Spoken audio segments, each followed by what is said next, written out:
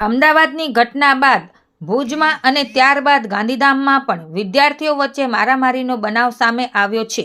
ગાંધીધામની doctor CG હાઈસ્કૂલની બહાર વિદ્યાર્થીઓ વચ્ચે મારામારી થતો વિડીયો સોશિયલ મીડિયામાં વાયરલ થઈ રહ્યો છે. આ બાબતની મીડિયા દ્વારા સ્કૂલના ઇન્ચાર્જ પ્રિન્સિપાલ ભરતભાઈ બચવાણી પાસે પુષ્ટિ કરતા તેઓએ જણાવ્યું કે મારું નામ ભરતભાઈ બચવાણી છે. હું ઇન્ચાર્જ આચાર્ય ડોક્ટર સીજી હાઈસ્કૂલમાં છું. જે બહાર જે છે બાળકો લડે છે અમારા સ્કૂલના નથી, બહાર જે ઊભા છે બાળકો એ અમારી સ્કૂલના છે.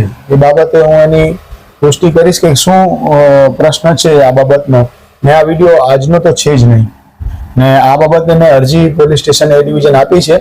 વચમાં સાહેબ પણ આવ્યા હતા, ત્યારે શાંતિ હતી, પણ આ વિડીયો કેમ વાયરલ થયો છે એ બાબતે અમને ખબર નથી. પણ એ બાબતમાં વિદ્યાર્થીઓને અમે પૂછશું કે જે વિદ્યાર્થીઓ વિડીયોમાં નજરે પડે છે એમને પૂછશું કે શું બાબત છે, અને વાલીઓને બોલાવશું.